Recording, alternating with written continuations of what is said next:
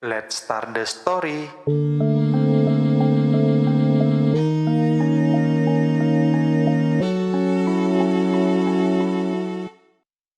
Kembali lagi bersama saya, Arsyil Azim, di podcastnya Bicara Kipas.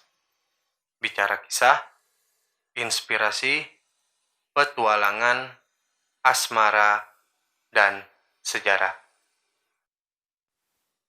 Baik, saya akan membacakan sebuah kisah yang berjudul Atap yang Tak Sama.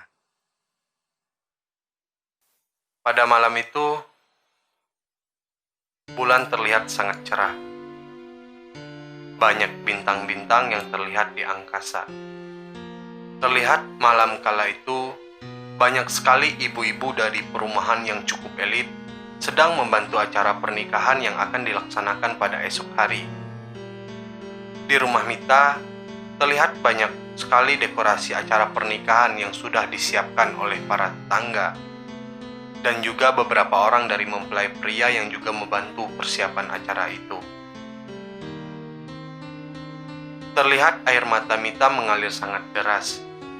Lalu, ada sahabatnya, Della, yang berada di samping dirinya. "Kamu harus kuat. Kamu orang yang kuat. Mungkin Mas Bambang emang yang terbaik buat kamu," ucap Della sambil memeluk Mita. "Ingat, Mit, aku tahu kamu bukanlah orang yang lemah. Kamu itu kuat. Kamu sahabat aku," ucap Della. Malam berlalu dengan cepat. Terlihat beberapa janur terpasang dari gerbang perumahan hingga rumah Mita.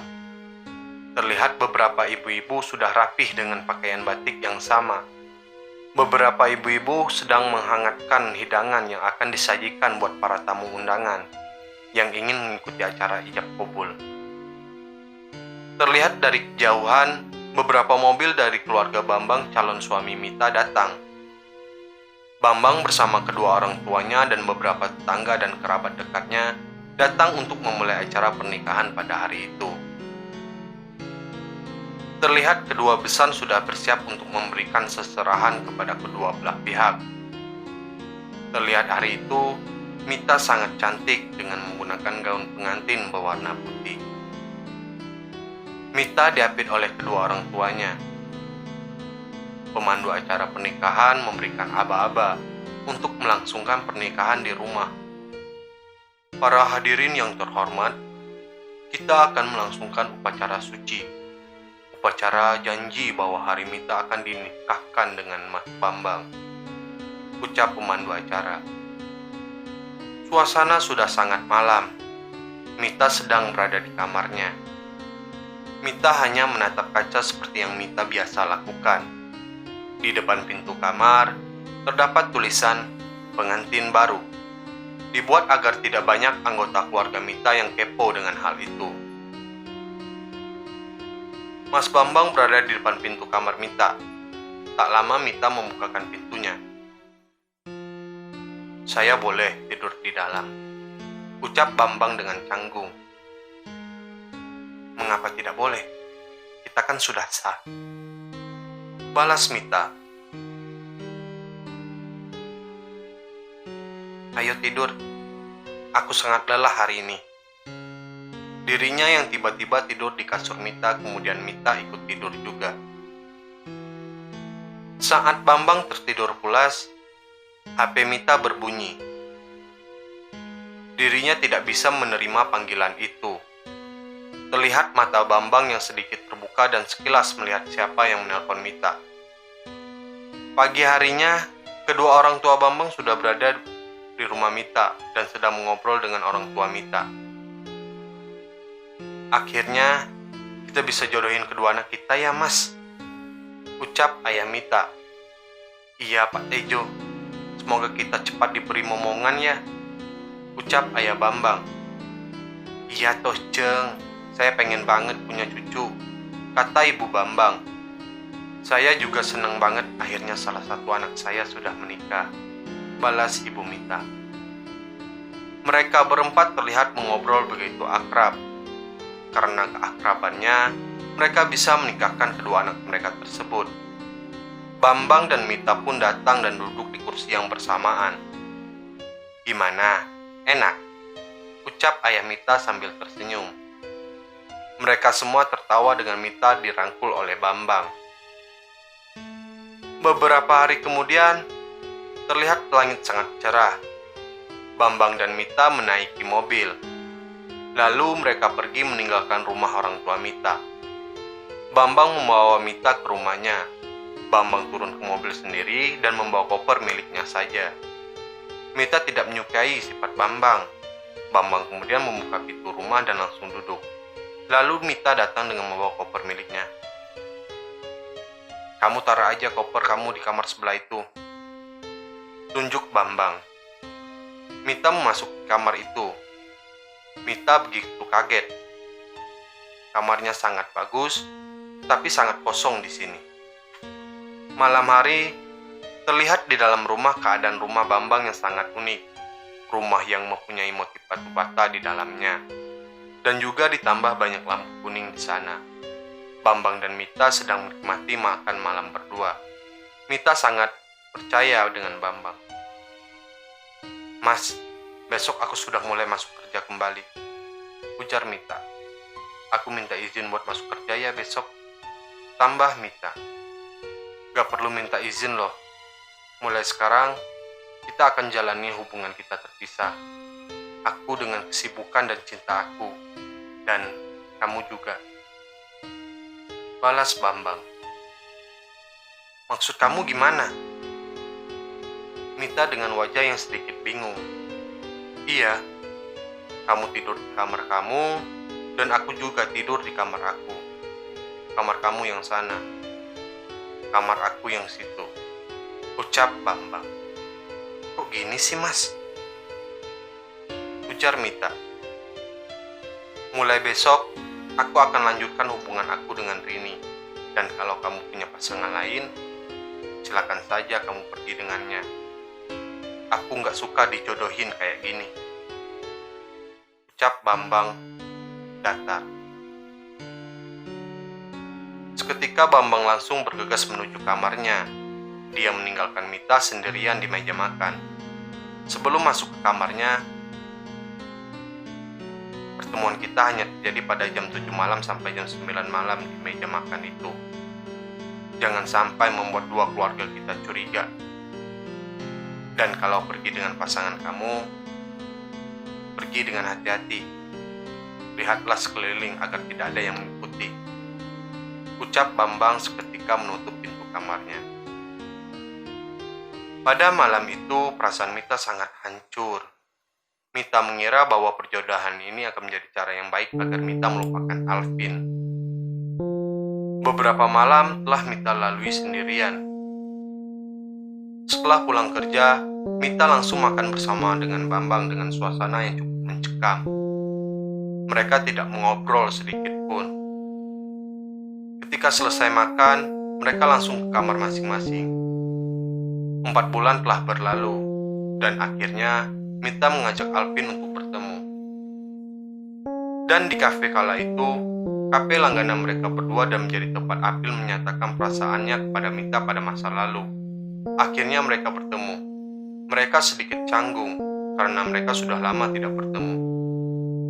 "Ada apa kamu mengajak saya ke sini?" Seketika Alvin melontarkan pertanyaan. "Saya ingin mengajak kamu kembali bersama saya lagi. Saya inginkan kita bersama lagi," ucap Mita tanpa keraguan. "Mit, ada apa? Mana mungkin aku bisa kembali bersama kamu? Kamu gak bahagia dengan Bambang? Apa kamu ingin bercerai?" Spontan Alvin mengucapkan itu. "Hanya saja aku yang tidak diinginkan olehnya," balas Mita. "Bagaimana aku bisa bersama kamu? Kamu itu istri orang lain. Mana mungkin aku bisa melakukan hal itu," ucap Alvin. Setelah obrolan yang lumayan panjang, Alvin memberanikan diri untuk melanjutkan perjalanan cintanya dengan Mita. Mereka berdua sangat bahagia. bahkan melebihi masa dulunya mereka. Setahun telah berlalu. Melihat langit yang indah, itulah yang biasa dilakukan oleh Mita pada saat Mita berangkat bekerja. Mita melihat awan yang sangat indah. Tetapi beberapa detik kemudian awan mendung datang, menutup sinar matahari, dan seketika Mita berpikir bahwa tidak ada cahaya dalam kehidupannya. Sore telah tiba, langit berubah menjadi merah pada saat itu. Mita hanya berdiri sendiri di trotoar jalan seakan dunia tidak ada yang memperhatikan dirinya. Mita tiba di rumahnya pada malam hari. Terlihat kedua orang tua Mita datang ke rumahnya menunggu di depan rumah. Mita menyambut kedatangan orang tuanya. "Mita, kok kamu pulang sendiri?" ucap ibu Mita. "Iya, Bu. Mas Bambang tadi ngabarin kalau dia pulang telat. Harus meeting malam ini," balas Mita. Mita dan kedua orang tuanya masuk ke dalam rumah. Mereka ingin menginap di rumah Mita pada hari itu. Pada saat mereka ingin makan malam, tiba-tiba Bambang sampai ke rumahnya. Bambang sangat terkejut dengan kehadiran kedua orang tua Mita pada malam itu. Nak Bambang, ayo sini makan dulu. Ibu yang masak hari ini. Maaf ya, kalau ibu datang nggak ngabarin dulu ke kalian, ucap ibunya Mita. Mereka akhirnya makan malam bersama. Pada saat mengobrol, Bambang berusaha terlihat mesra dengan Mita di depan orang tuanya Mita. Perlahan jari jemari Bambang mendekati Mita dan mulai merangkul dirinya. "Nak, kamu kapan kasih ibu cucu?" Ibunya Mita berkata. "Iya nak, bapak dan ibu sudah tua, pengen sekali nih mang cucu," sambung bapaknya Mita. "Emang belum dikasih Bu, mungkin nanti," ucap Bambang. "Iya, aku sama Mas Bambang emang lagi sibuk kerja aja," tambah Mita. 2 hari telah berlalu. Akhirnya, kedua orang tua Mita pulang ke rumahnya. Pada malam harinya, pada saat Bambang pergi dengan Rini pada malam itu, terlihat Della melihat kemana arah Bambang dan Rini pergi. Mereka pergi ke restoran. Della melihat betapa mesranya mereka, bahkan melihat saat Rini menyuapi Bambang. Beberapa hari kemudian, Della menemui Mita di rumahnya. Mita sangat senang karena temannya sudah mengunjungi dirinya. Mereka mengobrol seperti sahabat pada umumnya. Kemudian, "Kamu kenapa tidak bahagia, Mit?" ucap Della pada saat mereka duduk di ruang tamu. "Kamu punya masalah dengan Mas Bambang," sambung Della kembali. "Tahu dari mana kamu? Aku bahagia aja sama dia," Mita berkata sambil memotong pembicaraan Della. "Mit, aku kenal kamu. Kamu jangan bohongi aku. Aku tahu kok. Kemarin, aku melihat Mas Bambang pergi dengan seorang wanita," ucap Della. "Kamu benar. Pernikahan aku dengan Mas Bambang memang terjadi. Tapi dia tidak mencintaiku. Padahal aku ingin sekali belajar untuk mencintainya. Aku sudah tak tahu lagi harus bagaimana. Aku juga perlahan kembali menjalin perjalanan cinta dengan Alvin. Kamu lihat saja, kamarku dengan Mas Bambang terpisah," ucap Mita dengan mengeluarkan air mata. Della berusaha membuat Mita tenang dengan hal yang menimpa rumah tangganya. Della hanya terdiam dan tak bisa berkata apa-apa lagi. Della tak bisa mencampuri urusan rumah tangga sahabatnya itu. Perlahan tetapi pasti, Bambang menguatkan hubungan cinta terlarangnya dengan Rini. Pada malam itu Mita makan sendiri. Bambang dan Rini tidur di apartemennya Rini. Bambang sangat menikmati malam itu sama Rini. Hingga suatu hari, orang tua Bambang mendengar bisikan dari tetangganya tentang anaknya itu. Orang tua Bambang tidak tinggal diam. Mereka mendatangi rumah Bambang, tetapi hanya ada Mita di sana. Perasaan orang tua Bambang sangat khawatir kemana anaknya pergi. Ayah Bambang menanyakan di mana ia sekarang. Saat Bambang sedang menjawab, ayah Bambang mendengar suara wanita dalam teleponnya pada malam itu. Ayah Bambang sangat marah, bahkan menendang kursi hingga hancur. "Nak Mita, maafkan anak saya. Saya mohon maaf sekali sama kamu. Jangan doakan dia yang tidak baik ya. Maafkan dia. Saya sebagai orang tuanya malu sekali," ucap ibunya Bambang. Mita berusaha untuk bersama dan terus bersabar, hingga membuat orang tua Bambang tak mohon. Pada saat di rumahnya sendiri, Bambang bertemu dengan orang tuanya. Kemudian, Bambang ditampar oleh ayahnya. "Apa sih maksud ayah? Kenapa ayah nampar aku?" ucap Bambang. "Kurang ajar, gak tahu diri. Terus aja pergi sama wanita murahan itu," ayah Bambang berkata. Bambang mendorong ayahnya hingga terjatuh. "Orang tua macam apa ini yang rusak kebahagiaan anaknya sendiri?" ucap Bambang dengan amarahnya. Dan kedua kakaknya berusaha untuk meluraikan mereka berdua. Kemudian Bambang pergi dengan wajah emosinya. Bambang pergi tidak ke rumahnya, melainkan dia pergi ke apartemennya Rini. Dan pada saat Bambang tiba di apartemennya Rini, Bambang melihat Rini bersama pria lain. Kemudian Bambang langsung mendatangi pria itu. Namun Bambang malah dianggap tidak ada di hidupnya Rini. Bahkan semua hal yang sudah dia keluarkan sudah diambil Rini bersama dengan orang lain. Malam itu terlihat Bambang sampai ke rumahnya. Dia tidak melihat Mita di dalam rumahnya. Di meja makannya hanya terlihat map yang berisi surat gugatan cerai. Bambang begitu kaget dengan hal itu. Bambang berusaha untuk menelpon Mita, tapi Mita tidak mengangkat. Mita ada di kamar rumahnya bersama Della. Mita hanya menangis di sana dan Della berusaha untuk menenangkan Mita. Dan pada malam itu, perlahan hujan mulai turun dan membuat hati Mita semakin sedih dengan hal itu. Pada akhirnya, Mita bercerai dengan Bambang. Keputusan sudah disahkan oleh hakim. Akhirnya, Mita dan Bambang resmi bercerai.